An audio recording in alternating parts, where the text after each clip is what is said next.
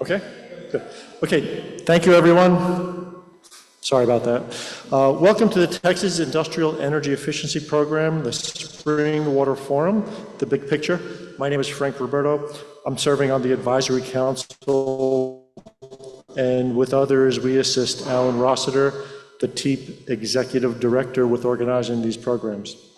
The mission of TIEEP is to provide thought leadership, sharing ideas, technologies, opportunities, and timely information to Texas industries on ever-improving energy intensity, reduced environmental impact, resilience, and enhanced social and economic development. TIEEP's industry focus is the oil refining and chemical sectors, organized by UH Energy at the University of Houston, and funded through a grant from the State Energy Conservation Office, SECO. Today's Water Forum is co-hosted by the South Texas section of the American Institute of Chemical Engineers, and will be followed by their monthly dinner meeting. If you'd like to stay for dinner, they are still available at $25 each. The water we use inside our chemical plants and oil refineries is part of a massive system that includes both natural and developed resources. In this year's TIEEP Water Forum, we'll explore the macro water systems in the Houston Gulf Coast area and how this impacts water usage in the process industries. This includes ways to improve the efficiency of water use, issues of equity and sustainability, and a discussion of a strategic approach to industrial water management. Our speakers today are Philip Taucer with Freese and Nichols, Margaret Cook with Houston Advanced Research Center, and Amanda Tyndall with Veolia Water Technologies and Solutions. Please note that tonight's Water Forum is being recorded. We would like to acknowledge our sponsor as well, the Hunt, Gilliard and Associates, HGA, a multidisciplined project management and engineering services company. Thank you. And PDH certificates will be available at the end. So our first speaker is Philip Taucer, PE Associate, Water Resources Planning, Freese and Nichols Incorporated. His presentation is Hitting the Trail, the Long Path for Future Water Management. Philip has worked long-range water supply planning and integrated planning in the upper Texas coast and surrounding regions for 17 years. And with his team supporting public entities, state agencies, and industries, including projection of water needs, evaluation of supply strategies, hydrologic analysis around supply modeling, permitting, conservation, and drought planning and supply accounting. He holds a degree in biological and agricultural engineering from Texas A&M, and outside of work, he enjoys farming and hiking with his family. Welcome, Philip.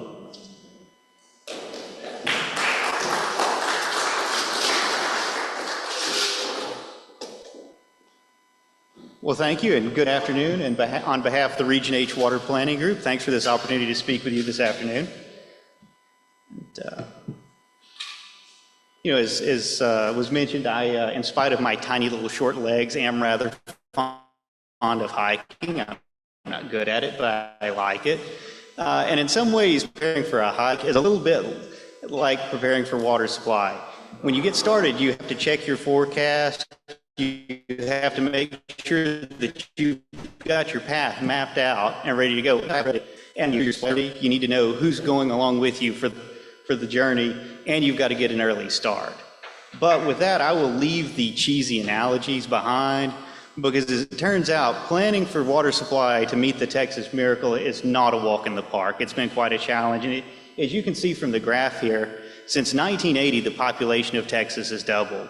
That's a ton of people, a ton of business being generated, and it's already been a challenge to meet the water demands that come with that, and it'll continue to be one in the future.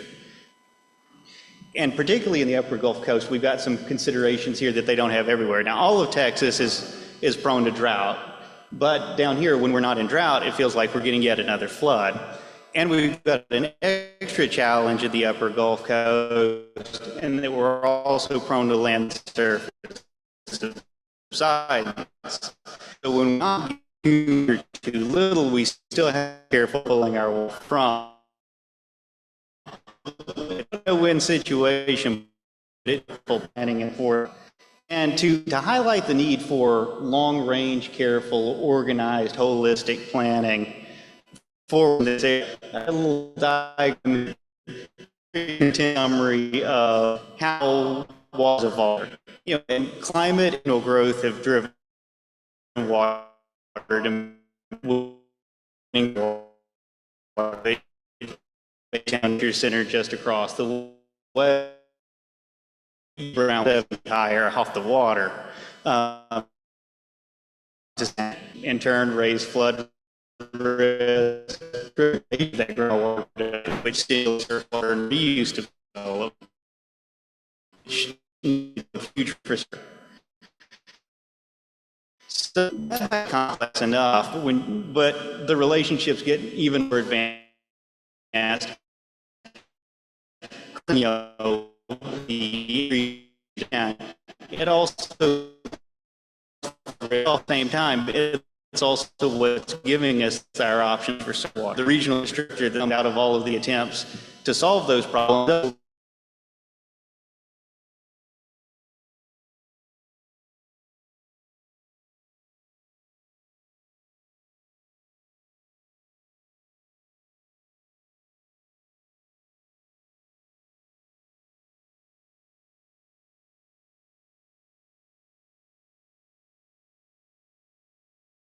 Supplies, and then a lot of the state agencies and state programs are already taking the steps to make sure that we're ready to meet that future and meet those water needs.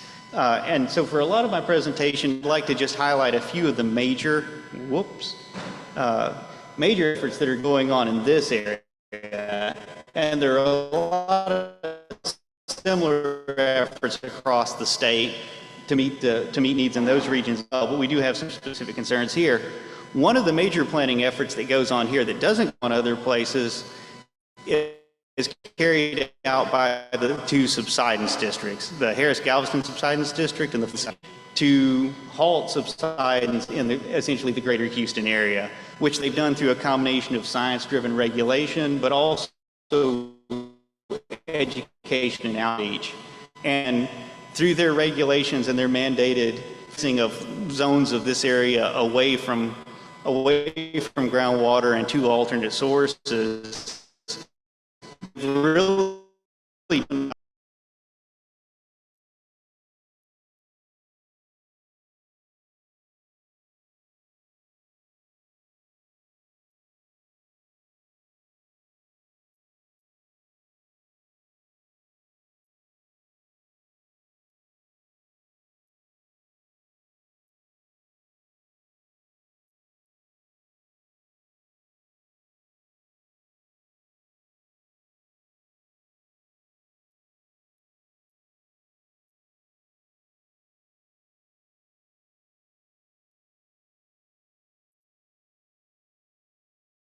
extremely detailed population and water demand projections for this area.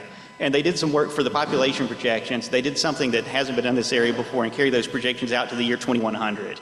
And we've never had that before. And these are not, nobody's crystal ball is perfect, but these are certainly not just scratched out guess numbers. A lot of really advanced work went into this. And they worked with two different groups and aligned their processes to do these projections. They worked with the University of Houston, who's got a research group that's developed some amazing employment-based population modeling. And then with an outfit named Zonda, who's very on what's on the ground. If a wooden stake hits the ground, they've got it and they're recording the data. And so those were used to develop projections at a fairly fine scale that were then taken with even more data on where you can't develop, where there's water, where there's floodplain, to develop populations down to the block level, you know, roughly the city block or census block level. And those have already been leveraged by a number of other planning processes in the area. They've also been working to help the long-term planning of this area to update the groundwater models, you know, finer spatial resolution, better definition of the different groundwater layers and the newer science since the last models came out, and enhancing the availability of those models to represent the subsidence impacts of groundwater production. And from that, they're going to be evaluating different scenarios, looking at how do those combinations of supplies, demands, the groundwater impacts could possibly play out to see if they need to adjust their regulations, which drives so much of the infrastructure and supply development in this area. And I promise at some point I'm going to quit hitting that pad and bringing that up. Now, staying on the topic of groundwater for just a moment, in addition to the subsidence districts, this area has a number of groundwater conservation districts that do their individual long-range planning, but they also get together in a state water development board's sponsored process called the groundwater management area process. And so in addition to their own long-term planning, they get together and try to look at from a regional perspective of what are reasonable goals for the future of the aquifers here in terms of things like how much drawdown do we want to allow over the next 50 years, or how much additional subsidence is tolerable over the next 50 years, and look at modeling and see what is a sustainable amount of groundwater production that does not exceed those goals. So that we want to continue using groundwater as a resource where it's appropriate, but we don't want to use it up or sink ourselves into the earth. And so they're doing a lot of work to say, where can we safely go in the future? And both of these processes feed into the state and regional water planning process. And this is a process that came about in roughly 1998, 1999. The first plans came out in 2001 to allow the state water planning process to leverage more of the local knowledge, local expertise. And so the state was divided into 16 regions. Each of those regions develops long-range regional plans that look out 50 years. And those are revisited every 5 years because the state's growing fast and it's a moving target. And fundamentally, this planning process that covers the whole state in these regions is pretty simple. The devil's in the details. I mean, they're 2,400-page reports, but you can summarize the key points in this one little flow chart, and that's that, you're looking at under a repeat of drought or record conditions, a dry year, what would your water demand be? Looking at the populations, the growth in industry in the future, agriculture, power generation. 40, 50 years from now, based on that growth, if we were hit by the repeated drought or record, how much water would we need? And then under similar dry conditions, well, how much would we have and be able to deliver, that day? And combining those two, we're able to identify what are the projected needs and then start looking at strategies and projects that have been recommended by water providers, by industries, by cities, and then look for where there are gaps and analyze those to make recommendations. Now, the planning groups are purely advisory. They don't mandate the construction of anything, but it is really helpful for looking at where everybody's plans are going and where there may be gaps.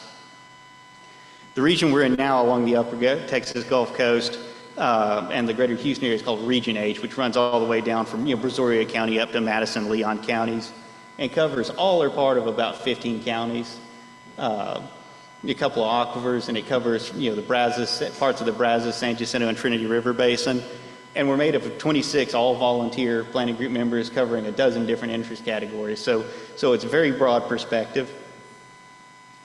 Now, the latest numbers that just came out about a month ago from the process show the latest water demand projections.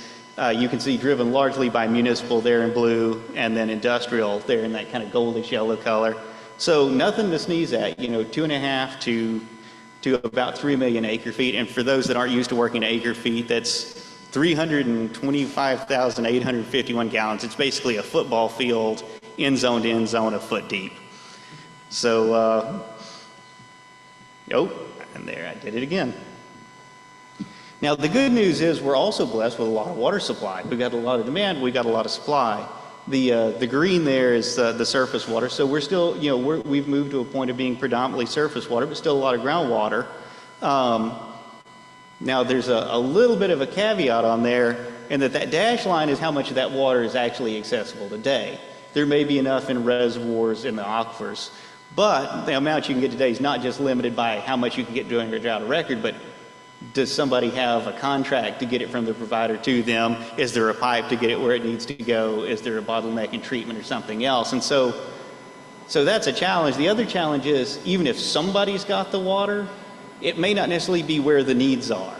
And so there may be work in the future to develop new projects, to build new pipelines to get it from who has it to who still needs it. And so it's not just simply adding and subtracting. There's a lot of looking down at the individual entity level. And when we make that comparison, we're looking at nearly 400,000 acre feet of need in 2030. Now that's, and that grows up to nearly 800,000. Now that's not doom and gloom. And there's a reason in regional planning we say need and not shortage, because it's only a shortage if nobody does anything about it, and a lot of entities are already working on this. So a lot of what you see there in 2030, things are already going in the ground, pipes are going in the ground, people are implementing conservation programs to make that a reality. So it's not as scary as it looks, but it is an indicator that we can't just let things run wild. And so once we have these needs, the planning group looks at those plans that are out there, looks at where there are those gaps, and makes those recommendations on potential strategies for the future. And a lot of those are infrastructure, but not all. And one thing that that the Region H Water Planning Group and a number of planning groups recommend is advanced water conservation and loss reduction. So not all the solutions are structural. Now, conservation and loss mitigation are certainly not free, but when you think about the fact that you're saving water, the equivalent of water treated at the tap versus having to build a reservoir, a river intake, and a treatment plant, and a new pipeline, it certainly is a lot cheaper in comparison to developing something from source to somebody's kitchen sink. And one of the areas that there's a lot of potential that sometimes gets forgotten about is in leakage losses. And Texas Water Development Board collects data every year, surveys a ton of systems to try to figure out how much water they're taking in, how much is getting billed, how much is getting lost to meter errors, and how much is just getting wasted into the ground. And just as an example, the little donut on the left-hand side of the slide there is their data from 2022 that they just put out. And the blue there is the part of the intake that's being billed, being actively used, going to beneficial use. Those two little orange colors, that's what's getting wasted into the ground. Nearly over 16% of the intake from the systems they surveyed last year in this region were lost to leakage, line breaks, things like that. It varies from year to year, but I think a lot of people would agree that's an awful lot. The other thing to consider is in this area we've had a lot of growth, so you have a lot of brand new not leaky systems that are kind of masking that and watering it down. There are some that are far worse. And so one of the things the planning group looks at is, what if the folks that did have high loss rates cut that leakage down just a little, just 1% a year, not going from 10% to 9%, but say 10% to 9.9%, just a tiny bit gradually year over year. And it starts out slow, as anything that has to build like that does, but by the end of that, by the time you get to 2070, you'd be saving 60 to 70,000 acre feet a year.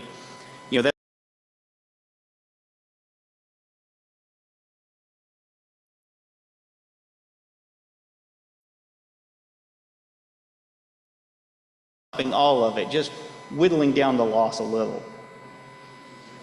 Now, in addition to the supply plan, something that ties into this a lot, because again, if we don't have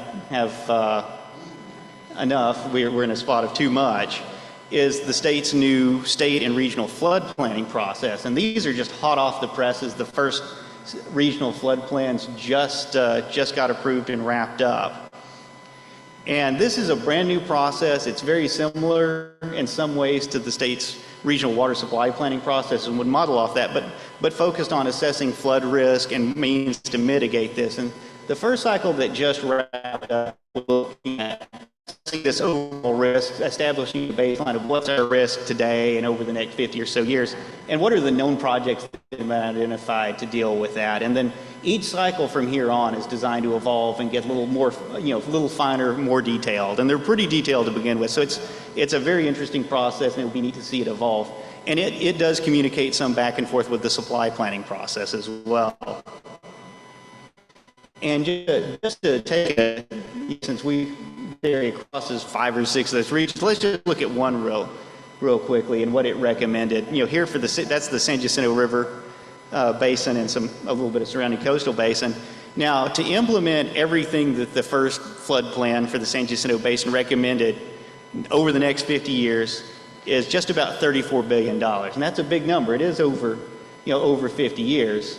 But if you look at the cost of not mitigating flood in this area, suddenly that number starts to become a lot reasonable. And if you implement all of those projects based on the analysis, you're suddenly removing the risk from a 1% flood, what used to be called a 100-year flood, from over 100,000 structures, 500,000 people, nearly a couple dozen low water crossings. And so getting to the future is not going to be cheap, but in many cases it's better than the alternative of not planning. Now, one thing that all of the processes that I've been talking about have in common is they're all looking out over long windows, typically 30, 40, 50 years. And the reason for that is simply that to implement these things, you got to get out ahead of them. The solutions to a lot of these problems, some of them can be implemented quickly, some of them take decades. And so that's the reason that all of these processes that communicate with each other, both in this region, in the state, and the other regions around the state, have to take such a long look. And that can be particularly frustrating at times for industry because industry is fairly agile, water supply is not. Most providers just cannot move at the speed of industry. They're not trying to be difficult. I promise they're doing the best they can, but they just do not have that kind of agility. And so it can be quite frustrating at times for industry to try to procure water supply. Industry has some other issues that other segments like municipal don't face. Municipal, when it grows, tends to grow, and even when there's booming growth, nice smooth curves over time. Industry often is unit-based or facility-based. When you have another demand, you're not building a 10th or 100th of the facility each year. You're building a facility. It's there, it's not, and it needs the water.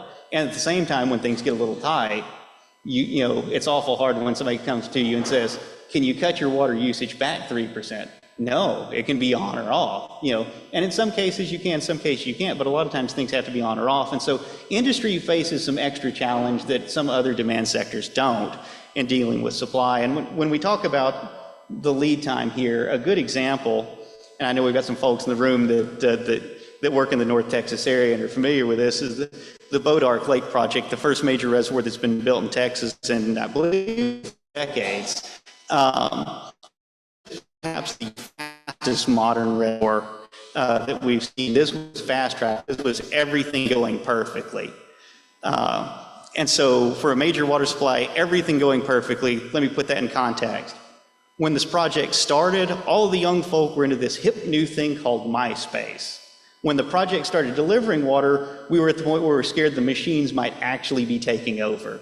That's how long it takes to develop a quick project. And so that's a little context on everything going right. And so that's why all these processes look out so long. And one of the advantages that this region has had, in industrial water supply is that probably more so than any other region I've seen, industrial entities here communicate with their providers clearly and try to give them lead time.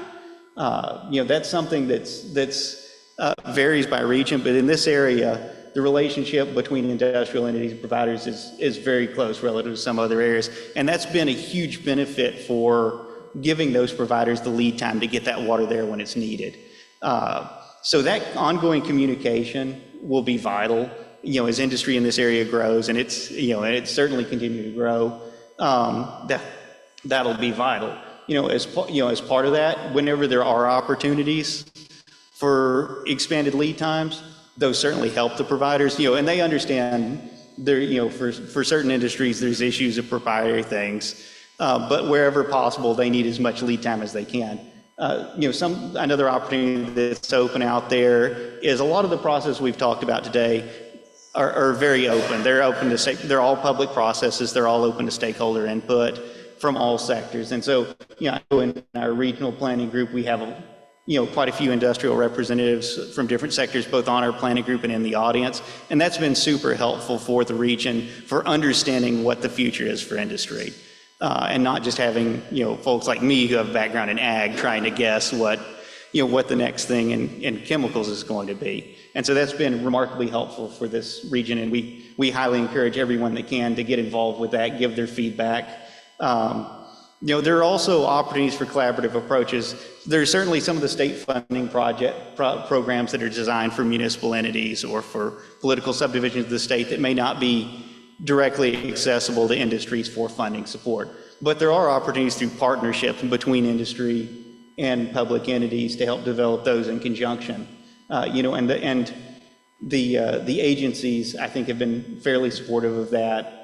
And so that's an option out there, is if there's something that you can't necessarily access directly, there are opportunities to work with municipal entities, with water providers on cooperative approaches, and sometimes get better efficiencies for both. And then there are a ton of agency resources out there. In many cases, the agencies are our friend. I know sometimes it doesn't feel like it, but there are a lot of the agencies that really have a lot of data, a lot of support out there for all demand sectors. And so those have been very helpful for all the planning process we've talked about today. And Texas has got, Texas Water Development Board and some of the other agencies have an absolute wealth of data, very accessible, and they're getting more and more dashboards out all the time that make that usable by anybody. And so those have been really helpful. And so those just are some, so that's just a quick recap of what's going on in the area. And again, if there are any questions, be happy to take those.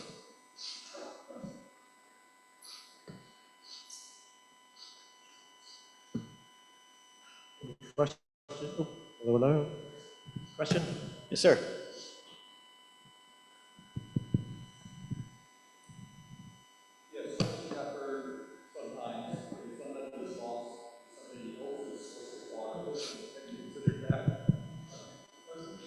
It can be, and for terms of the leakage losses, typically the losses are much shallower and don't necessarily make it totally to in a meaningful way to supply. It can happen, and groundwater is certainly and particularly in terms of groundwater, it can be a tricky thing. There was a state Supreme Court case about 100 years ago where they just threw up their hands and referred to groundwater as mysterious, occult, and concealed. And that was the official legal judgment. And we've gotten a lot better science since then, but it's a little hard to say on things like that for sure.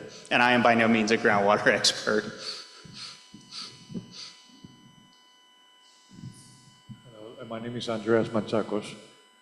The question I have is about the projections that you're making. We know all that there's high uncertainty on how the weather and the climate in the whole US will change over time, especially for such long projection intervals. How would it display in your projection? And the projections are intended to be, and that is always, and that's something that the process has evolved to allow a little bit more looking at that over time. Right now, the projections for demand are all based on looking at just a recent dry year rather than a range, just to keep the plan simple. But the plans are, a lot of the plans encourage drought planning as kind of something to keep in your back pocket, drought contingency planning, to give you that buffer for that. And that's something that Water Development Board has been studying is that potential for shifts in climate to change these demands. And that may become a more explicit part of the planning process one day. It's not there yet, but it's something everybody knows it out there. And, I think all of us have a little case of the heebie-jeebies over it because we're planning for a repeat of the drought of record. You could always get one worse, for sure. Yes, sir.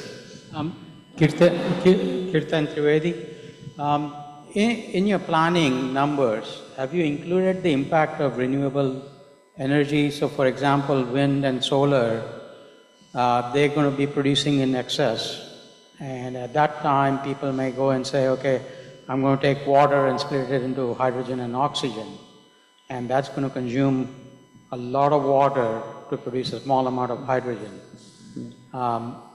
Is that included in your planning numbers, or how is that going to impact? Not directly. Texas Water Development Board's methodology for industry is based on kind of a higher level analysis of industrial trends by the region and industrial employment. But that is something that the local planning group has actually set aside some budget for this cycle to look, particularly with the potential emergence of hydrogen, and it could potentially have a big footprint of water. And so while that's not built directly into the projections, the local planning group has set aside some funding to look at how much could that be and what strategies do we need to maybe be considering getting ready for to meet that. And that's something that's cropping up in a number of other regions across the state as well. So it's not directly baked in this cycle, but I think as this process continues on in future cycles, we're going to start seeing more and more of those demands show up in the projections. Hello. Whatever happened to Coastal Industrial Water Authority? We did it several decades ago. They started switching from groundwater to surface water. Whatever happened on that? And I'm not sure. Wait, you said Coastal Industrial Water Authority? Coastal Industrial Water Authority. The term I said, you could take groundwater, make it free, start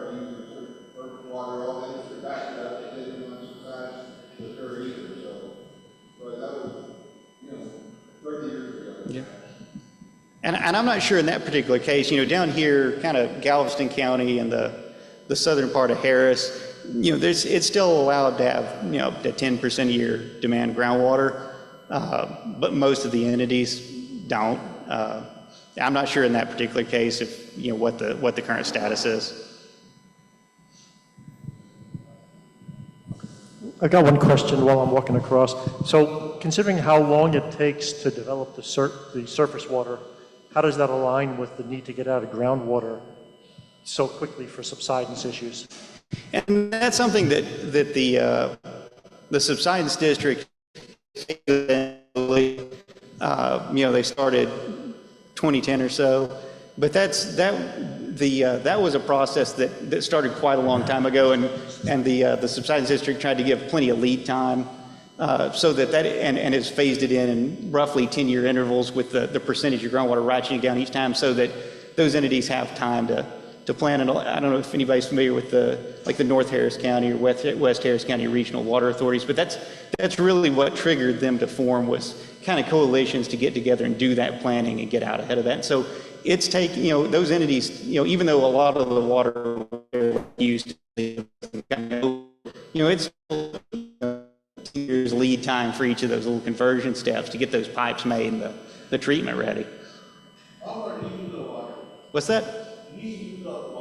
That's becoming more and more of a source in this area.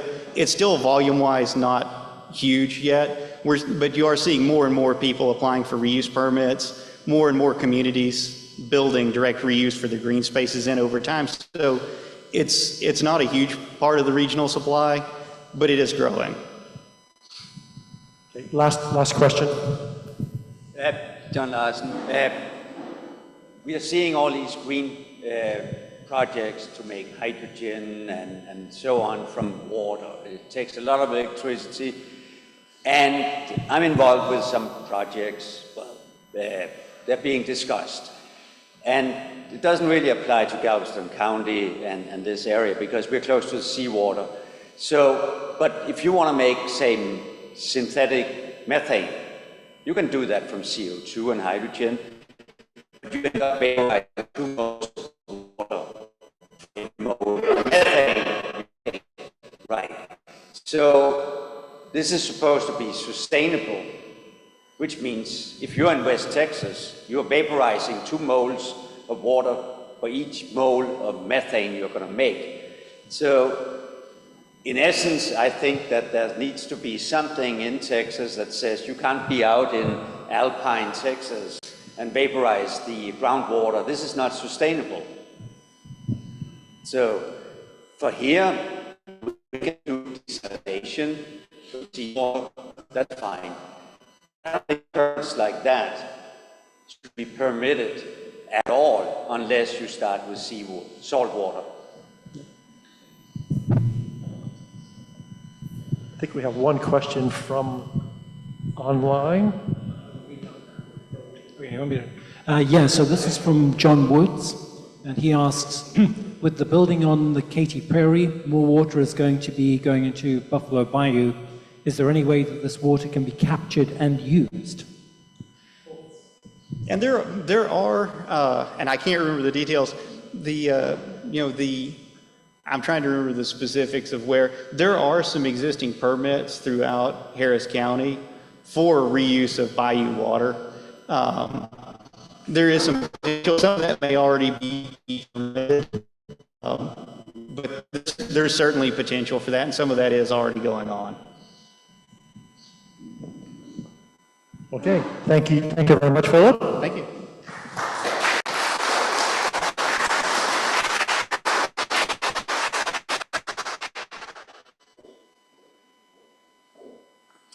Okay, the next presentation is Margaret Cook, PhD, Deputy Director, Climate Equity and Resilience, Houston Advanced Research Center. Her topic is water sustainability and equity in Texas. In her role, Dr. Cook develops and manages HARC's Climate and Equity Initiative, supports community engagement and community benefits priorities within HARC projects, and her research interests include interconnections between water, energy, and climate science and policy.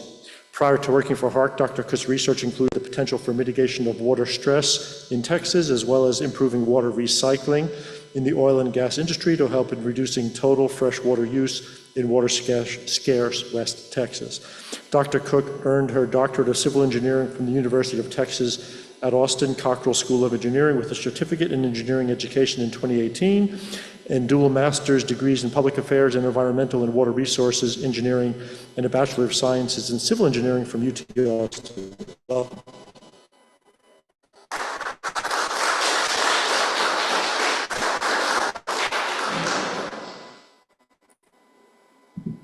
A little shorter. All right, thank you for having me here today. Just to give you a little bit of an agenda of what this presentation will cover. A group of researchers with the Texas Water Research Network has come together and developed a paper focusing on water infrastructure issues in Texas, as well as sustainability and equity as focuses within that. So for today's agenda, that'll focus on the major equity and sustainability concerns that we identified in Texas in that paper. Policy, planning, and regulation, which was covered a whole lot in the presentation before, but I'll cover some sustainability and equity issues within that. Challenges and opportunities, and some recommendations. And the other authors who were part of that paper are listed there. There are quite a lot of us. So there might be something where you ask me a question that's actually one of their areas of expertise, and I get to go, I can go find that out for you, but I don't necessarily know it today. So we'll start with water equity issues that are major in Texas. Some of them are major issues that are across the United States, so you might see them in other parts of the country as well. But infrastructure degradation, we talked a lot about water leaks already. That can be caused by corrosion or aging. Over 186 billion gallons of water leaks from Texas municipal water systems have happened, occur in a year, and that's about 51 gallons per water service line, so it is a really large number. And somebody's leak might be somebody else's supply, as was mentioned before, so that can add to surface water or groundwater. But again, as was already mentioned, excuse me, as was already mentioned, it's not going to do it immediately in a way that's measurable or reliable for somebody else to rely on necessarily. There's also sewage overflows that happen from water leaks, and we've had sewage overflows in the Houston area, for example. The leaks do make water more expensive to supply because they're treating that water, or if it's municipal drinking water, they're treating that water and then losing it. That's an asset that they are not getting reimbursed for. If a water system has expensive supplies that they're trying to develop and they're getting more expensive because of those leaks, they also pass that on to the customers, making it more expensive for the customers as well. So that can be an equity issue too.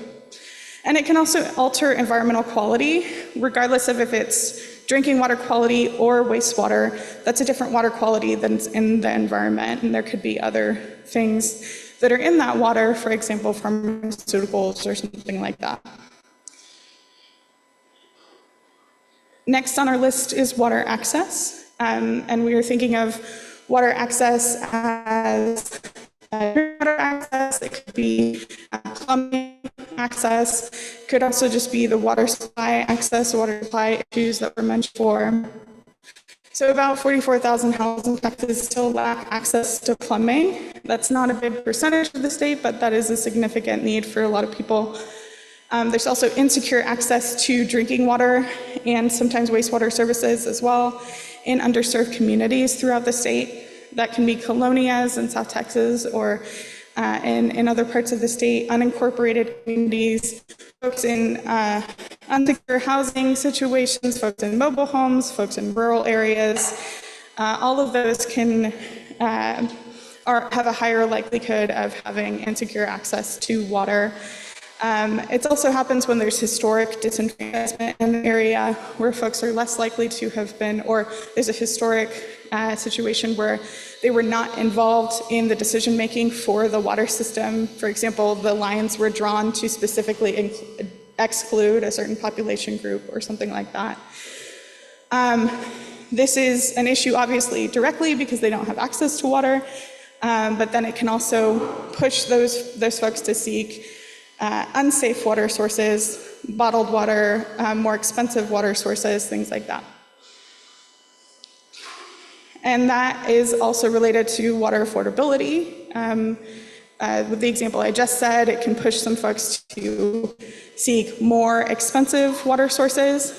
It can also, that we think of water affordability in two buckets: household affordability and community unaffordability. Community being what I mentioned earlier, where there's the water system, water is becoming unaffordable for them to provide that water. It might be expensive to keep up with regulations or upgrades. It can lead to higher water bills. It can slow down the process of supplying water. It can affect how industrial users do get their water because there's less water available, or it's more expensive for that system to supply it. On the household side, community unaffordability, as I mentioned before, affects household affordability, and 12% of households in 2017 viewed their water as unaffordable. It puts that household at risk of loss of water service because they can't pay the bills, so they could be at risk of getting the service shut down. During COVID, there were water moratoria that kept folks from losing access to water service, but those moratoria have ended for the most part. Households might also ration their water or seek unsafe sources. Ration meaning they're using less than would be healthy for them to use because they're trying to make sure that they can actually afford their water. And then, of course, seeking unsafe sources would be not drinking the municipal water because they can't afford that. We also have water contamination issues in the state. From the municipal perspective, that might be boil water notices where there's some contaminant in the water that makes it unsafe for them to supply to the population. And now the system has issued a notice for the residents to boil their water. That would be to get rid of bacteria. There could be sanitary sewer overflows, like I mentioned earlier. There's also lead in drinking water across the state. And in schools in particular.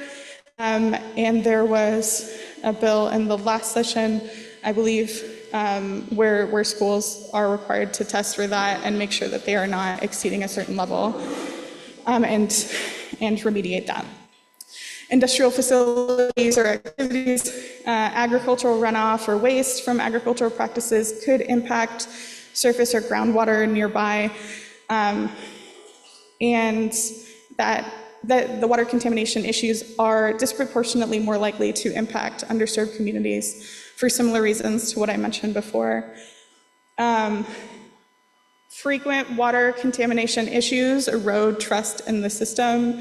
You have one boil water notice, that's frustrating. You have 10 boil water notices in a year, you stop drinking that water, right? And you're still paying for that service, but so now it's an affordability issue and you don't want to drink that water. There's also issues of smaller water systems actually having the technology to be able to treat the contaminants that are emerging in concern, contaminants of emerging concern. And frequently they don't have that technology, so they're not doing that. And of course, there's flooding. We know that very well in the Houston area. Texas outranks all other states in deaths, injuries, and loss of property due to flood. That's not a list that we want to be winning. And 17% of all flood-related fatalities nationwide are in Texas.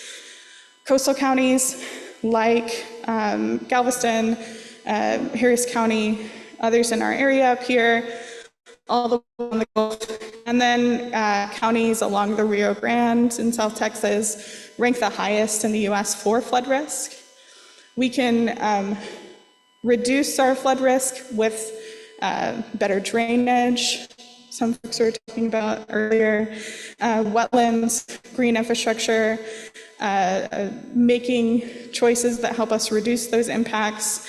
But those infrastructure changes are often less likely to be in underserved areas. You'll see worse drainage, you'll see less green infrastructure, fewer trees, for example. And there's also disparities in who gets access to flood relief funding, which affects, again, those infrastructure choices, but also who gets their homes repaired or things like that. Moving on to policy planning and regulation, they are challenges. There are challenges in the process, and some regulations may be underenforced in certain communities, leaving those communities underprotected. But they are also routes to solutions, and I'll reference some of the things that were mentioned earlier, but try not to be too repetitive. We do have a state and regional water management process that was mentioned earlier. On the surface water side, water rights are allocated generally by prior appropriation. So you have a water right with a certain date.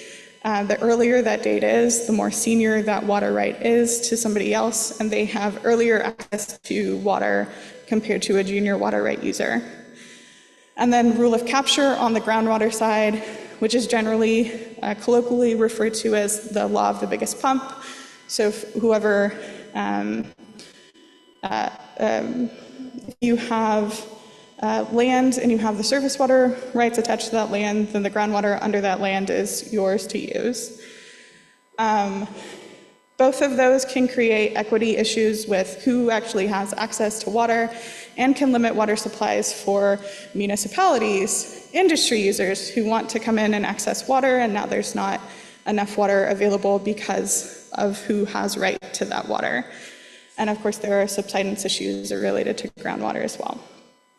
In the Rio Grande, it's a special case where the water rights were adjudicated, basically telling that agricultural users in that area, they didn't have riparian access to that water, so they didn't have a right to it just because they owned the land right there. And municipalities actually had a right to that water, which is a very rare case in our state where municipalities have priority over agricultural users. Generally, agricultural users do have a lot of the senior water rights in our state. We also have rainwater, overland flow, and runoff that are owned by the landowner, and we do allow rainwater harvesting in our state.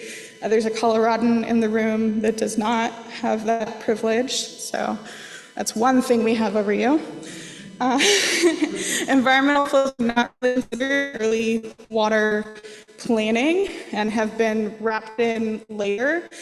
So the flows that are needed in a river to just sustain the life that's in that river, mollusks or things like that that live there, not generally considered in early water planning, but are now considered a little bit more, although in some cases there is a right for environmental flows, and there's certain groups that are trying to buy up water rights to be able to allocate them towards environmental flows.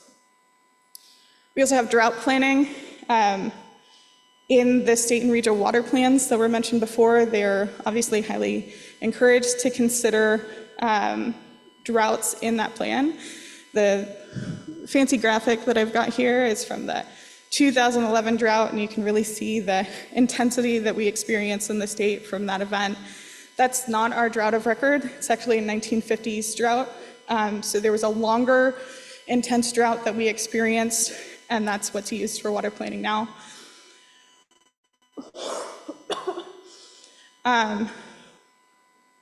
In our drought planning, we consider drought response, existing water supplies and needs, future water demands, future management strategies and conservation efforts, and financing needs. And that's generally in what was already described.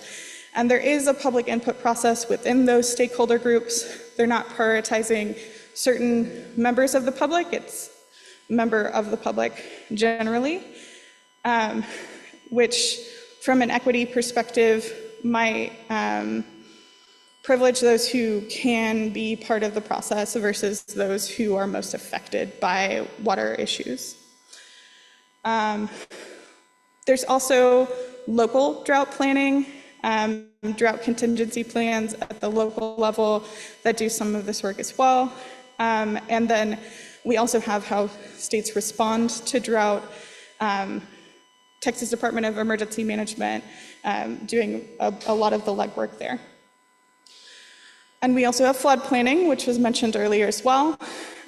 We rely on the Federal Emergency Management Agency for flood maps and the National Flood Insurance Program.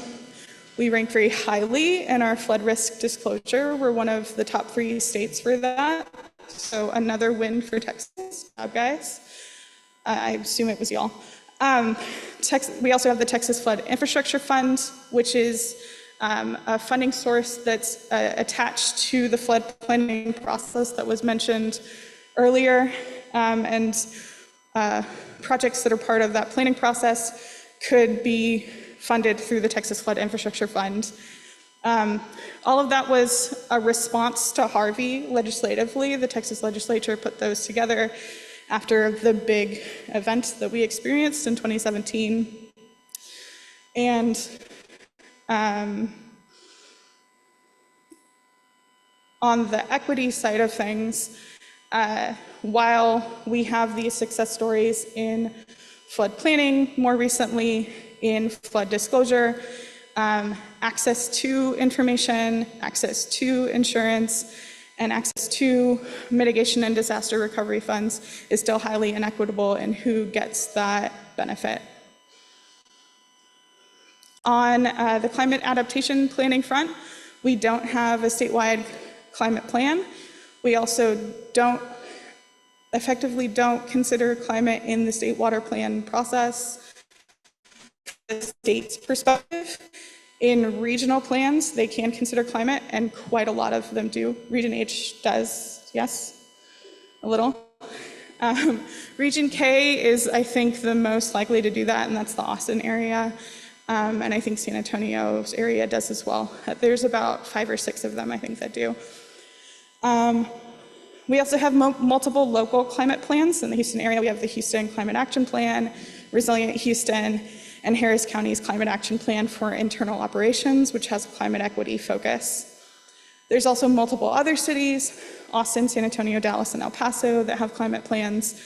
All of them consider water within those plans, which is important because of reasons that were mentioned earlier about water stress and the effects of climate change on water supplies, and planning for that and strategies to help us mitigate and adapt to climate change. There are also multiple climate equity advisory committees attached to some of those plans. And another area that we consider in our paper is transboundary waters, the waters, the Rio Grande that separates Texas from Mexico.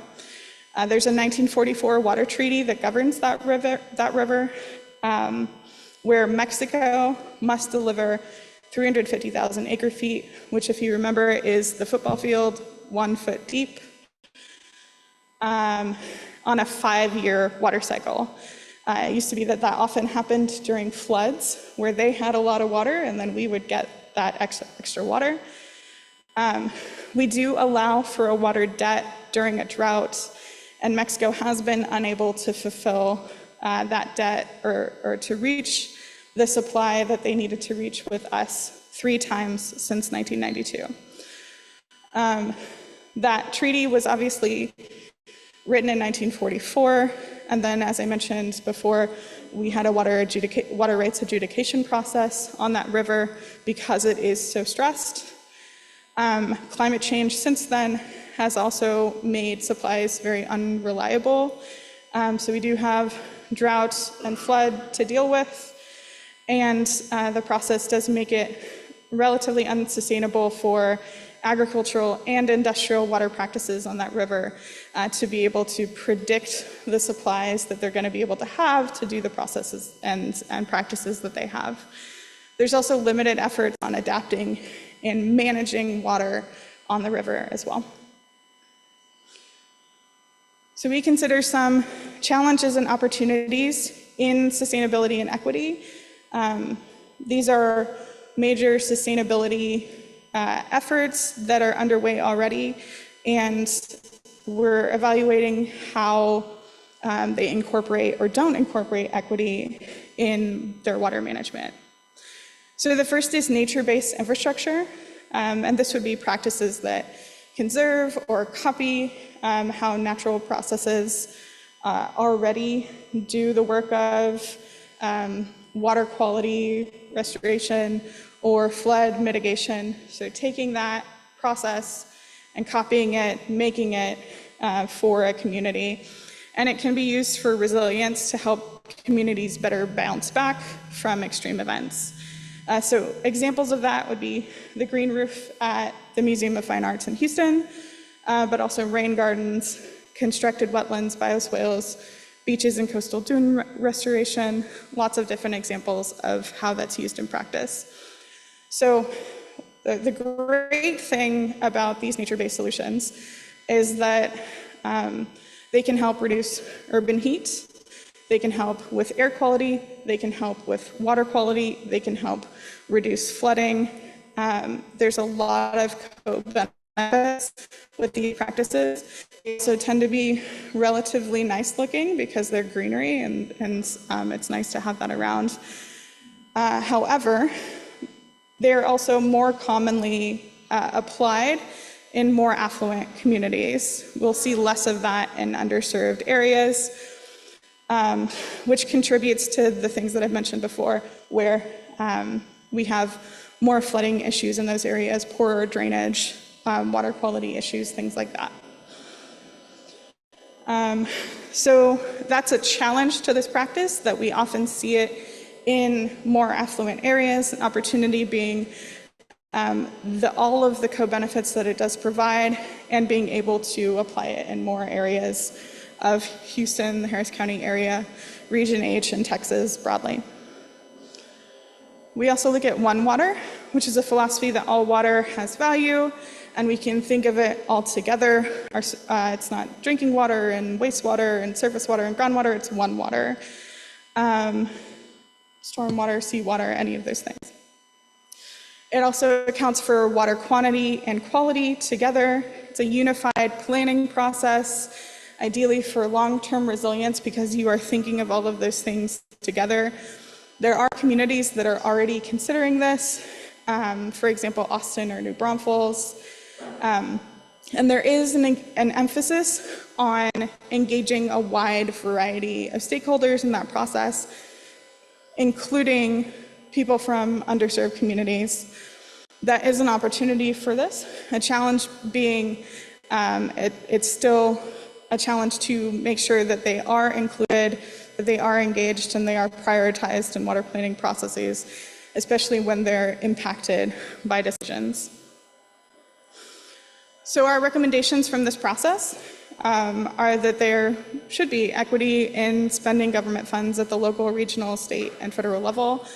For example, in the federal process, there's currently a Justice 40 mandate, for example, for the Infrastructure Investment and Jobs Act and the Inflation Reduction Act. And Justice 40, just for reference, is a requirement that 40% of the benefits of that government spending flow to disadvantaged communities.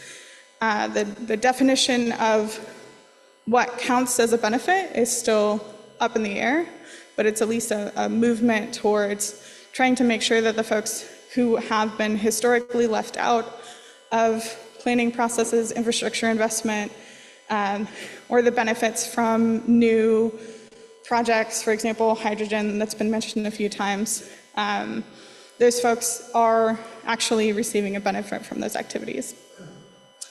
We also recommend incorporating more community voice in planning and co-designing solutions. That can include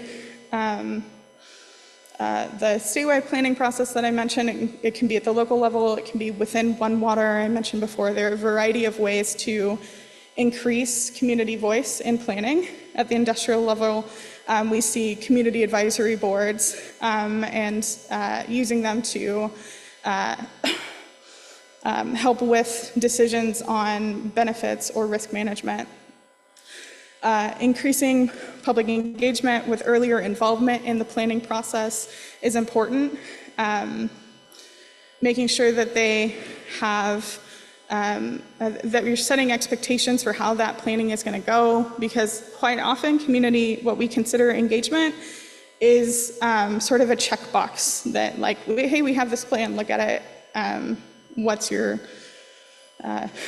this is the engagement. And so the change would be actually involving them in planning earlier in the process, making it accessible, making sure that folks know how they can participate, that there are methods to incorporate them, people who wouldn't normally have access to meetings. For example, the most popular or the most common person would be somebody who is middle class and has the ability to adjust their schedule and the time to attend a meeting. So if there's ways to make that meeting more accessible, that have childcare, transportation, food, something like that, that's a recommendation. And then in planning, incorporating lived and practitioner experience, both of those things. Our third recommendation is identifying and dealing causes legacy solution to which are close that evaluating and finding when there are drainage disparities, doing research with community where we can incorporate their lived experience and their practitioner experience of the previous recommendation, and doing that research together. We also talk about barriers to improve technology, policy, and remediation. And that is my presentation. So if there are any questions, I'm going to get my water. Thank you, Margaret.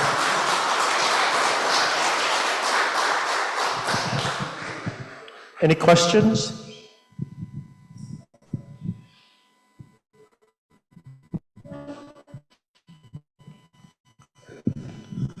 Hello, my name is Andreas Matsakos. I have a question that's probably related to the whole thing, not necessarily to the subject, but it's about the certification of Texas. The certification, of course, is the disturbance of the ecosystem. Is there not enough water, the vegetation dies, the weather changes, and essentially the agriculture even may collapse. And I'm not saying that out of science fiction. I was in California. Mono Lake is disappearing, and the state of California is struggling. Lake Mead, of course, in the last 3 or 4 years has been going down upstream of the Hoover Dam. And the RLC, I looked it up again, the RLC in Kazakhstan has dried up. It was a big lake. So is Texas at that risk? And certainly that would have justice and equity, because probably those locations would not be uninhabitable. The people who live there will have to move out. So I don't have a good grip on if we are at long-term risk of those things. In 2011, folks did run out of water in their communities and did have to truck in bottled water. I think in Wichita Falls, for example, that's an extreme case of that happening. So we are at risk of water supply issues related to what you're talking about. As far as long-term lakes drying up, I think the water planning process, their goal is that does not happen. I would say that. Do you have any further comment? When the state's permitting those water supplies, they are trying to do analysis to not permit more than would be reliable. Again, that is based on the historical drought. So when they're granting permits, they're trying to make sure to not grant more than would be would be reliable so that you don't end up in that situation. But again, the worst drought we've seen in the last 100 years. So, there's always risk, and there's certainly a need for conservatism beyond that.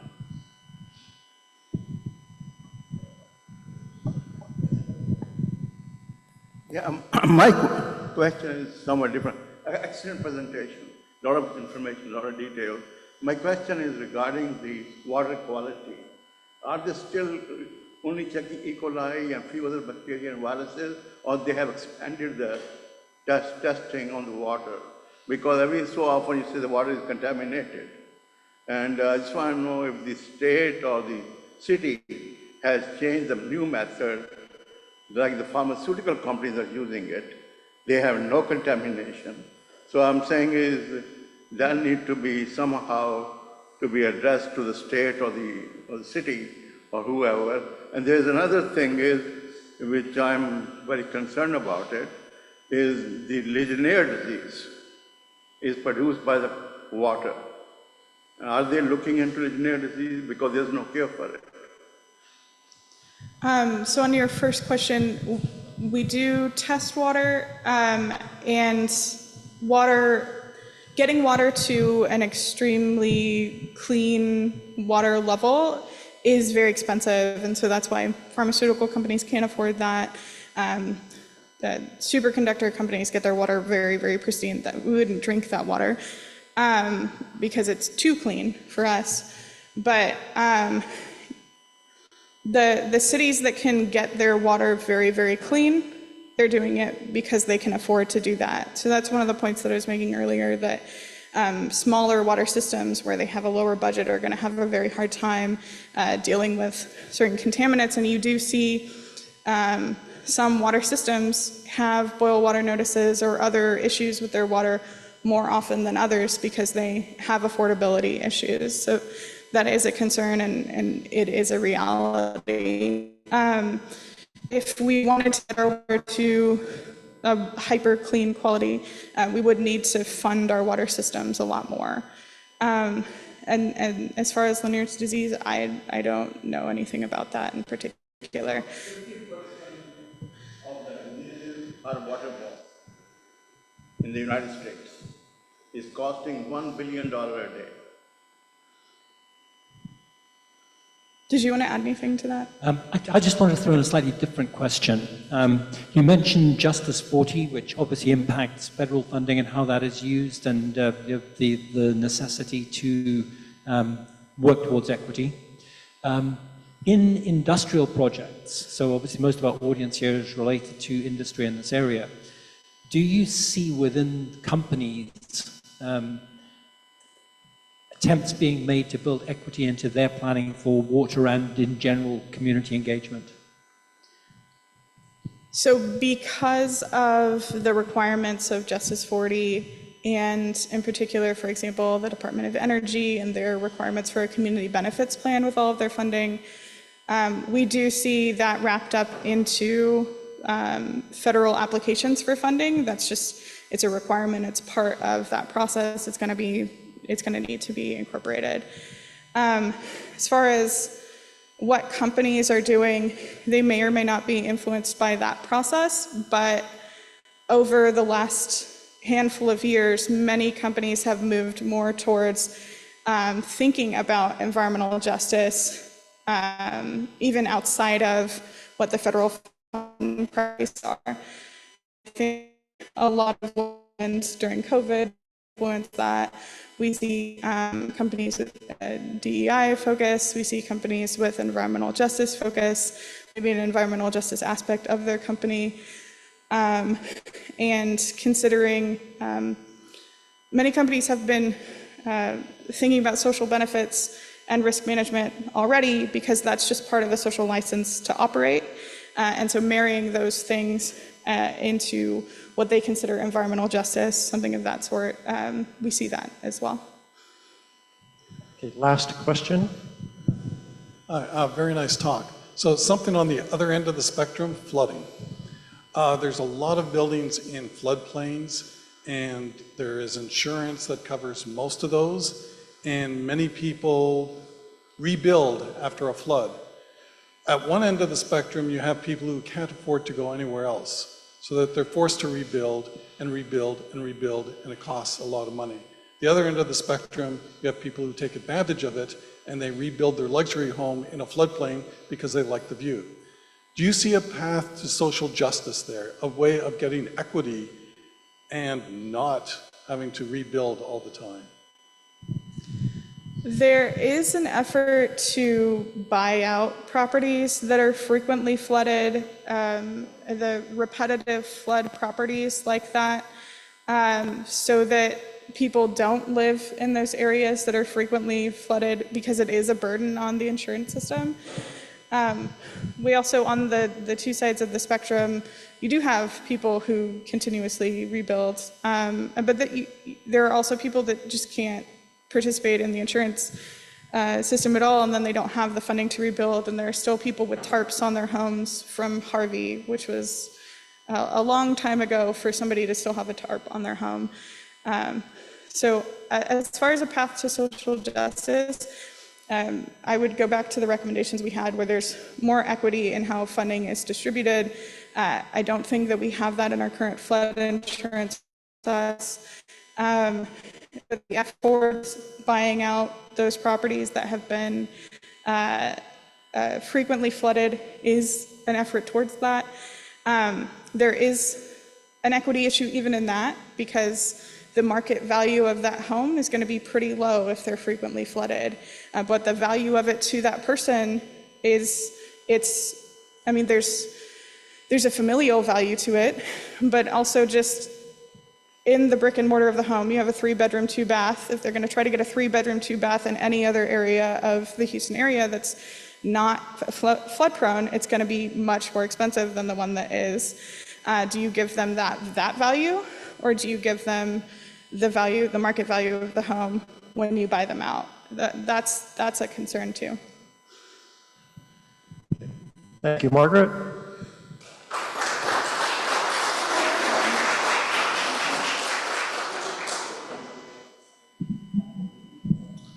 Okay, next up is Amanda Tyndall, Vertical Market Manager, Industrial and Environmental for Veolia Water Technologies and Solutions, Analytical Instruments.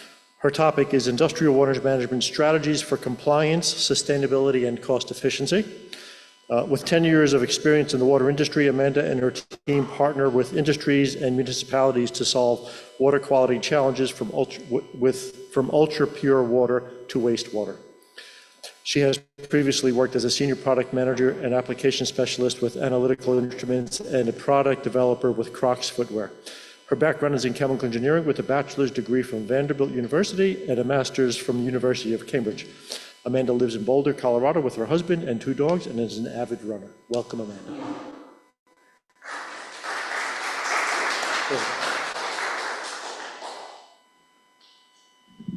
Great, thank you so much for having me today. This has been 2 fantastic presentations so far, so I'm really excited to follow up on that. And my goal today is to share some research, share some trends, thinking about how water management, water reuse, and then control of that with monitoring could enable some opportunities. So we'll go through an overview of a big picture. Where are some places that water is used? How might we reuse that in different places? What some of our concerns are with regards to regulatory compliance, sustainability goals, how we're going to manage both of those together, and then the idea of how enabling more water reuse in the industrial space can improve our efficiency and often reduce our costs, and how we can best manage the water for what that reuse purpose is. Then we'll tie in at the end of how monitoring can help control and save those costs along the way. So to begin with, this is just some of the areas, when we think of water and how it's used. We like to think of it as like a river-to-river approach. A plant is a box. We bring in water from some water source. We use that in multiple places, often or always in steam, in cooling, within the process or within the product itself, and then eventually that water goes back out. That's the same water that is then sourced into our drinking water plants. That's the same water that goes out through distribution. So that concept of one water, it really is all that same H2O molecule, and we're just using it in different purposes. So the main thing that I'm thinking about here is, okay, well, how can we find out what that purpose is, what that quality requirement is, and then how do we make it fit for that purpose? We don't have to make ultra clean, ultra pure water for every application. That might be overkill, and that might be a waste of cost and resources. So the two big things I want to take away, if you stop listening now, is, all right, that water must be fit for purpose. What is that purpose, and how do we understand what the quality goals are and how we can get to that? Because the technologies are available to do that treatment, the technologies are available to do that measurement, but we need to have that target available so we know what we're working towards. And then that other thing is, okay, we have those tools so that now we can set those targets. We can set our KPIs for efficiency, for compliance, for quality, and by having that data, we can then use that to drive our decisions. So we say all of that with things changing, and we have various challenges. We've got a slew of climate challenges. We've talked a lot about those, from flooding to drought. We might have good quality.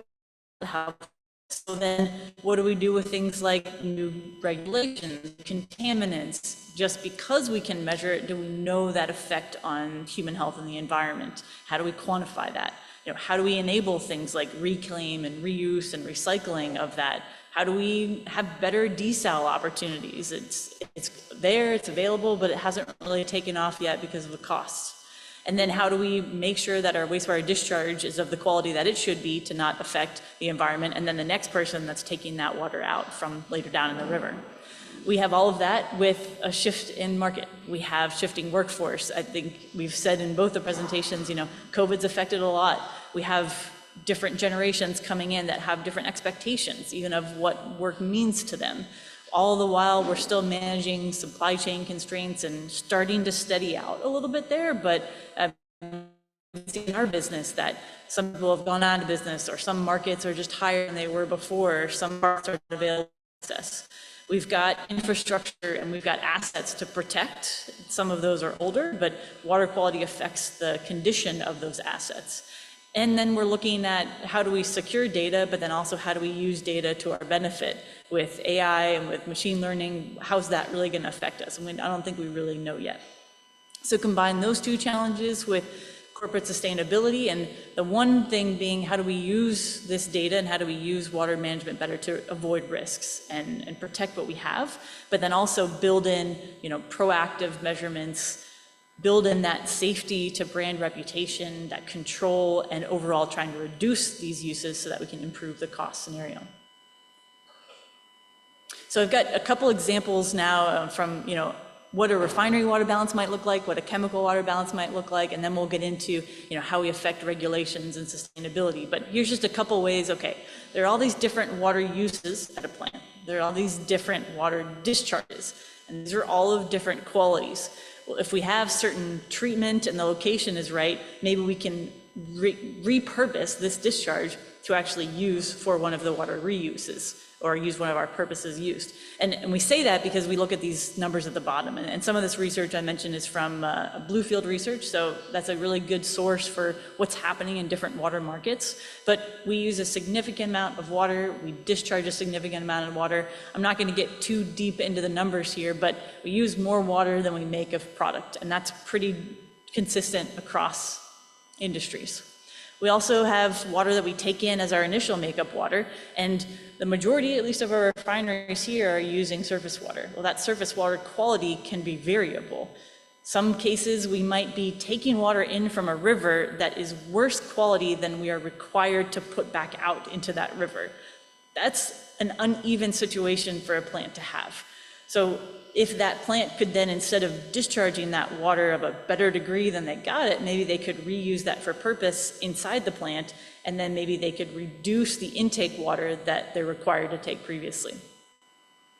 And then this opens up the idea of how could we reuse that? Well, some places are obviously through a steam system, different ways of reusing whatever that wastewater is, stormwater, rainwater here, correct, in Colorado, but how can we take those and then repurpose them? Looking at it slightly differently, but from like a chemical plant side, we might have some of the different wastewater discharges. We also might have some different water uses. There might be more in the product itself, perhaps, or within production processes. And overall, if we look at the chemical industry, we know that organic chemicals, making those are the most water intensive, ag chemicals are typically the least, and in between, you use different sets of water. But that water spend, not only is that the intake, but it's also the research, it's acquiring that, where we're getting it, and then how much it costs us to even discharge that water back.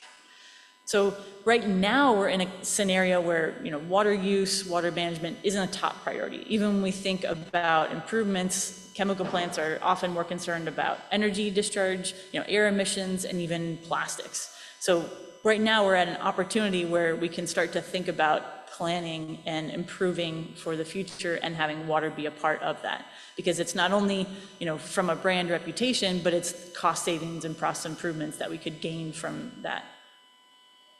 So looking onto the regulatory side, a lot of this is around discharge compliance. And so just doing a quick Google search found very easily several headlines that pop up. So this isn't only an effect on, possible degradation of the environment, it's degradation to the brand, it's additional costs, it's fines. And so the thought behind this is if we are able to improve our discharge compliance, but then also get it to a point where we can now, instead of discharging that, use that. Now we know the quality is good, and we can avoid this kind of publicity and press, and we can make sure that whatever we do discharge is going to improve the environment for the next person that's going to pull out of it. When we think about the discharge, we've got a series of parameters that we've got to hit according to whatever NPS DES permit we're looking at. Number one is probably looking at those toxic pollutants. So how is that going to affect the environment? How could that affect human health? And then looking at, nutrients, so your carbon, your nitrogen, your phosphorates that can then degrade that environment itself. But then also think about that water source. Eventually, that water molecule is going to become an intake to a drinking water source. So it's all tied together. And the more that we can improve that, the better we can not only comply with those limits, but we can improve the performance as well. But then we think about, okay, well, that could be expensive to improve that treatment. It's often considered a cost center, whereas we can easily get funding for production process improvements, things within the plant, because that's usually what produces profit at the plant.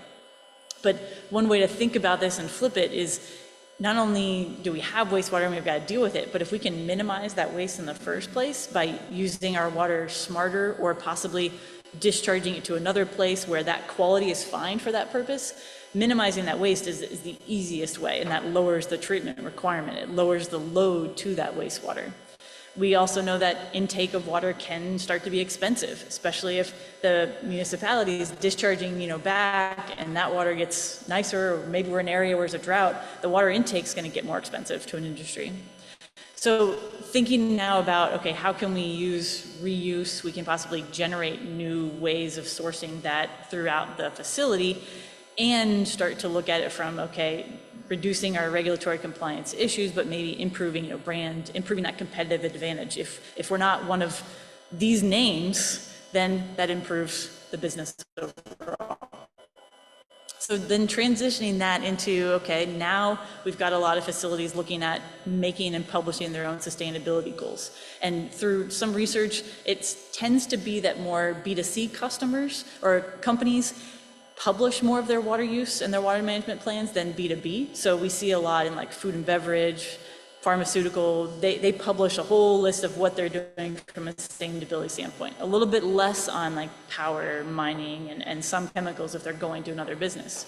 But being Veolia and coming from a French company, I recently saw this corporate sustainability reporting directive. And so this is going to affect not only facilities and companies within France, but over 50,000 companies, even those outside of the EU. And all they're looking for right now is to report social and environmental risks. So every company is going to start to being required to do this. And well, this type of thing might not come to Texas, it might not come to US, at least companies that are multinational companies might have to start to record a lot of this information. So what can we do about that, or what are we starting to see? Well, these are a few companies that are starting to list out how they're going to think about water management.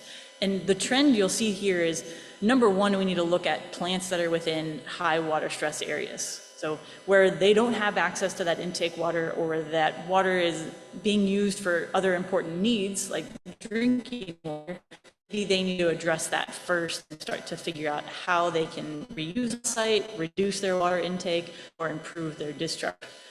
Only a few of these here actually look at, all sites and how they can build in better water management plans. So I think this is going to start to change, maybe not in the next year, 2, 3, but maybe in the next 5 years or so, we'll start to see this list grow and be more inclusive of all sites. We've looked at kind of how we can maybe think about the regulatory side. We've looked at the sustainability side, but really it comes down to how can we start to use this to reduce our costs and to drive up efficiency. Well, I'll give a few examples here, and the first one being just returning condensate. Okay, that can minimize our wastewater, and it can also decrease our freshwater intake. Great, those are two very clear reduction in costs. Reusing that wastewater, and you'll see this one didn't quite finish here, but depending on what that wastewater contamination loading is, and that's where it's good to identify, okay, what's coming to our wastewater plant, then you can identify if it's a low period, maybe you have an opportunity to even repurpose that for washing or hosing down equipment. It all depends on what that quality need is for that repurpose. So boiler feed water, we need really good quality water. Cooling water, rinsing water, not as good. So then we can adjust the treatment and the cost of that to be fit for that purpose. And then if we don't have a use for it on site, at least we could try to improve that discharge quality and start to avoid costs maybe associated with regulatory fines, environmental degradation, or even those kind of hidden costs about avoiding corporate sustainability and that brand reputation. So one thing that I want to note at the bottom here is there are some guidelines on how we can better use our water, but also then how do we improve the efficiency of that water use. And that's driven by even some of these regulations. So last bit on efficiency and opportunities from wastewater before we move on to how process monitoring can help is that I was at an event recently, and it was in Colorado, and it was an innovative water technology seminar, but most of the people there were talking about recovery of wastewater and what we could do with that. So some of the ideas that I noted down here, this is about either capturing our phosphorus from our wastewater, using the CO2 from, say, some anaerobic processes to use that for making different kinds of cement, different kinds of fuel, use that as some kind of input, using that on-site heat maybe for biogas, or even making biopolymers from some of that wastewater that we've got. So there's a recovery of products market from wastewater that we could gain. And then we have to think to some of the questions after the first talk, how are these energy sources going to shift in terms of our water use? So I thought those were really great questions. We know that hydrogen, at least right now, the technologies require very ultra pure water. Well, how much energy, how much water go into making that versus what are we going to get in return? I think those are all really good questions. But in general, the best way to mitigate our waste and our wastewater is make less waste and then prepare for how we can reuse it. Think about how we could recycle it or recover it in other ways, with disposal being the least optimal case. But how do we really use this? Well, process monitoring comes into play when we want to ask these kinds of questions. Okay, let's say we want to treat this water to some use. Well, how do we know if it's good enough for that use? How do we know if the treatment's working? How do we know if the wastewater system is overloaded? How do we know if we're discharging into compliance? All these things are great questions that can be answered through better monitoring. In the past, it's been very standard to just monitor at the point of exit and say, am I in compliance or am I not? And maybe those were done with a grab sample and they were sent off and we didn't really know for a couple of weeks. But now it tends to be shifting towards where it's better to know what is coming to the wastewater at the beginning, because that's going to shift a lot, especially in industry. And using continuous monitoring or getting, know what your major contaminant's going to be, looking at that before it even goes to treatment. And then afterwards, we'll give you an idea of how well that treatment is working and if you're moving as much as you should be based on the treatment that's there. So there's opportunity to use this water quality data and this process monitor that hit those desired purposes. And the way I like to think about that is, okay, start from a map and identify where those tough areas of contamination might be or where there's areas where you could start to optimize. I mean, in general, when we think about process monitoring, it's three main steps. You know, we're not talking lab tests and very high analytical and looking at perfect accuracy. We're looking to really understand a trend. But first, to understand a trend, we need to know what the baseline is. So what does good mean? And good can be different based on a plant. Even within the same company, you could have different locations that have different quality baseline of that water. So first, it's good to know, like, all right, if everything's running smooth, what do we want to be at? Then from there, how do we detect a change from that? Because that's what could alert us if we can't use it for one of these other purposes. And then when we have that, then we have to be able to use that data to take action. We don't just want all the water quality data forever to have data that's not useful. We want the data that's going to help us make those decisions and then be confident in those decisions. So some examples of when we don't understand our water quality or we have poor water quality is you could have premature replacement of equipment. You could have poor heat transfer, so then you're not as efficient. You could have effects like scaling or microbial growth or corrosion, and all that leads to higher operating costs from degraded water quality. You could even have an issue where equipment completely fails. And we also need to take into account where that's in. That could change over time, or we could be downstream of somebody else that discharged something out of compliance and we didn't know, and now that affects everything inside the plant. But when thinking about how to apply process monitoring, the point I just made about we don't just want data for data's sake, it's got to make sense. So the way I try to think about going about it is first, map out a facility, identify who's the biggest water hog, where do we have the biggest water quality issues, and then identify what's that contaminant or few contaminants of concern that can really give you insight into how it's performing. Is it something like metals? Is it something like organics? Is it microbial? Is it nutrients? Is it an emerging contaminant that really needs to be measured?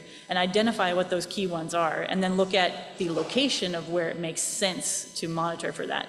And it might not be right at the point that you want to, because maybe the water that it needs to get to is over here. So you got to think about what makes the most sense, and then identify what's the right type of tool. If the water doesn't change that often, maybe a lab, taking it to an analytical lab is fine. Maybe if it changes a lot, you'd want something more continuous. But things to think about when adding monitoring are things like speed, safety. Obviously, you don't want to be carrying in hazardous reagents for an analytical tool into a plant. That doesn't work out well. What range is important, how high are your contaminants going, or how low are your contaminants going. Identifying what those key points are then help you identify what the right tool is. And it's not just the tool itself, it's then how does the tool perform over time. So hopefully you have this tool for 10, 15 years, and you don't want to have it fail after 1 year. You don't want to have to do a lot of maintenance on it. It should be useful. That's the goal of this. It shouldn't be another pain point. So to kind of summarize, and I guess I ran through that quickly, but we want to think about water management, how we could reuse, and then how monitoring can help with that. So we've talked about how better water management can help us improve discharge compliance. It can help us achieve our sustainability goals or make those sustainability goals, enable reuse, ideally minimize the waste, and lessen our freshwater intake that we're having. But in addition to that, if we're at a plant and we're making lots of different products, or we have multiple batches, by monitoring those rinse down cycles or monitoring the product itself, we can try to prevent contamination. We can try to prevent having to throw away whole batches because something gets contaminated. And ideally, if we're looking at cleaning out equipment, maybe we can reduce cleaning cycles or reduce chemical use. We have this treatment equipment and we want to be able to protect that and use it to its fullest, but if we are sending bad water that's going to foul membranes per se, then we're not using those membranes as effectively as we should. So there's other opportunities that can be gained from this kind of water management and understanding that water quality and how it can be reused. So to kind of summarize it up, and I guess we'll leave some extra time here, but we're facing challenges. We're facing challenges with regulations, with climate, with sustainability pushes, all the while trying to manage costs and maintain competitive and profitable. We've got opportunities to improve efficiency and save costs through better water management, and the only way that I can really see to using that water for different purposes is knowing what water quality target you have to hit. And the only way to do that is through process monitoring, to understand what that quality is, give you that better control, and then give you the confidence that you know you're in compliance. So it brings about that awareness, so you're making the data-driven decisions. So with that, open to any questions. Thank you, Amanda.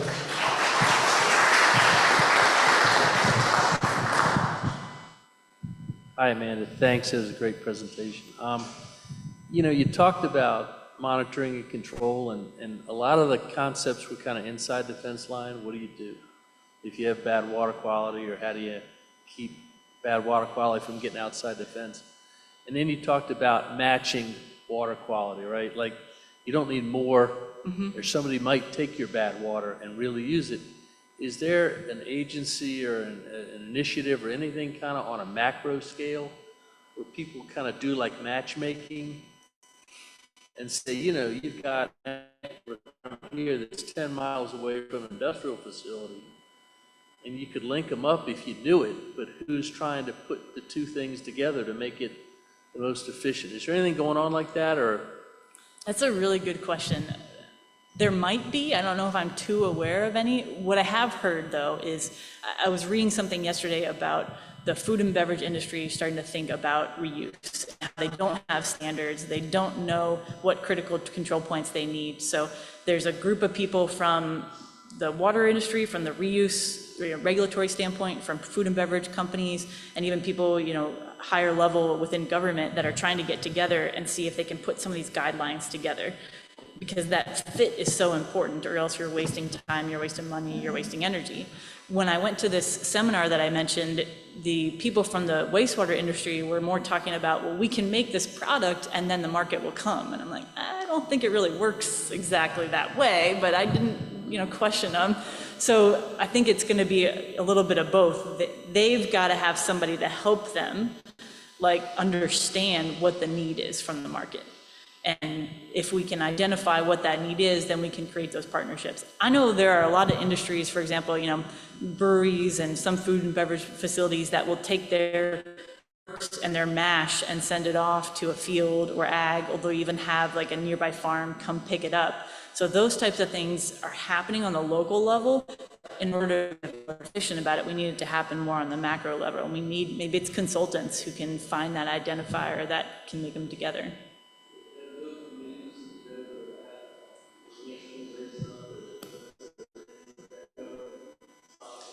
There probably is. It's probably some 3-letter, you know, acronym. Thank you. Sorry. This question might not be directed directly at you, but in unincorporated Harris County, land developers or somebody that's interested in using their property and build on it are now required to have retention ponds. That also includes commercial and residential. That retention pond, in my mind, costs. Yes, it's good if there's flooding and you collect all this rainwater. Those ponds are actually isolated from groundwater. Is that true in the city of Houston? And therefore, what are we doing with that water that's lost, not reused? That's a good question. Do either of you have thoughts?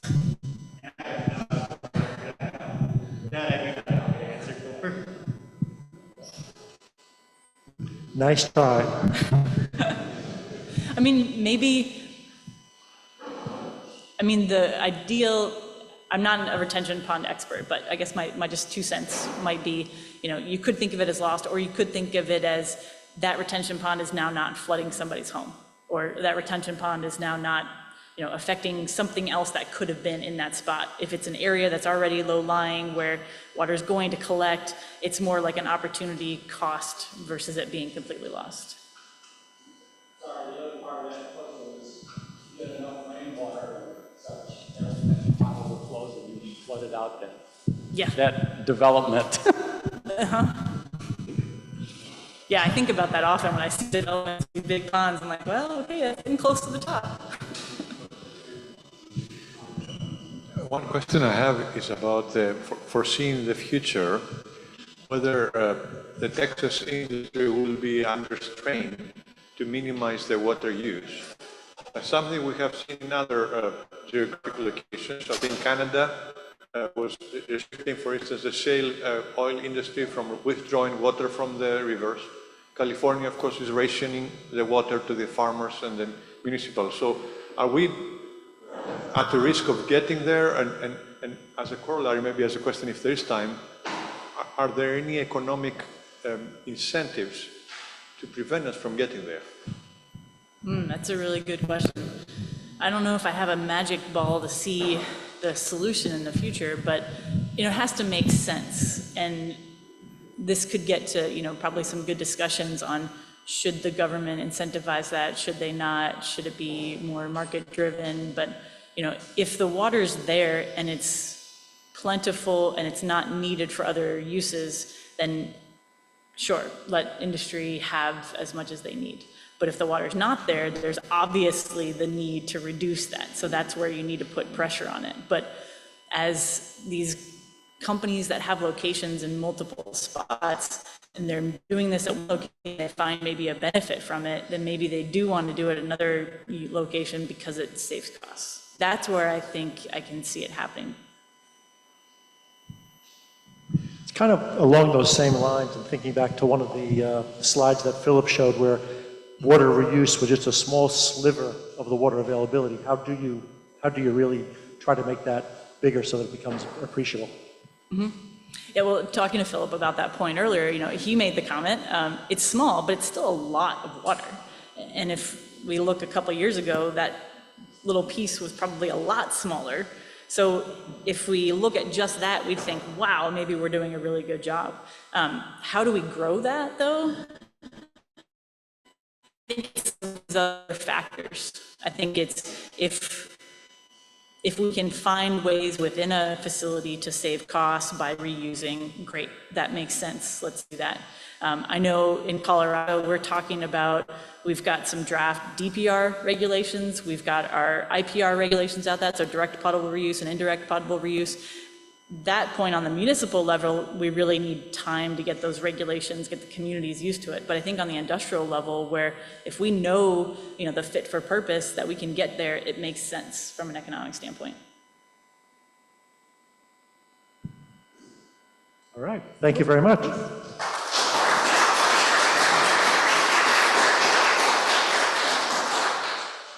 Okay, thank you to all three speakers. I think it was really well the way they all kind of integrated with each other, so thank you. Sadly, this brings us to the end of the forum, but we do have some closing announcements, some QR codes for those who are looking for PDH certificates and the like.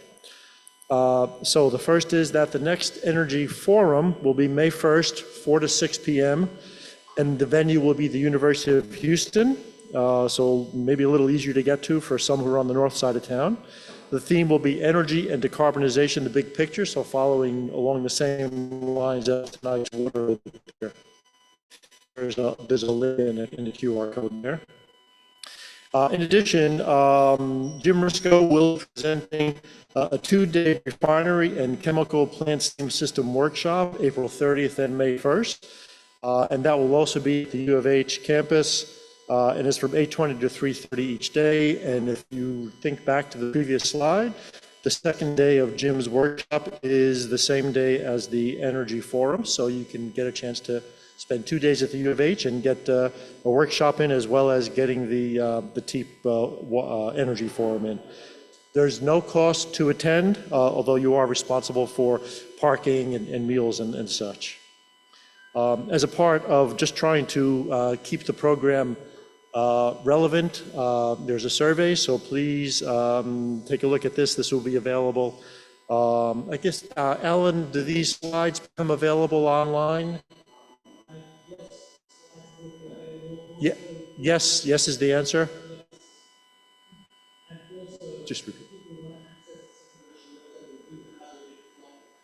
Okay, so for people in the room, these are available.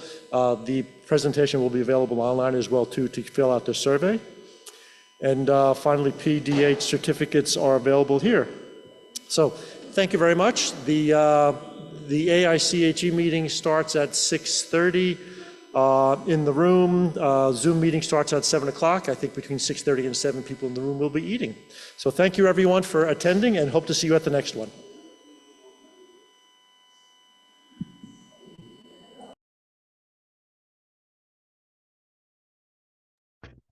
Thanks, everyone. We're going to be shutting down the Zoom now, so have a great day.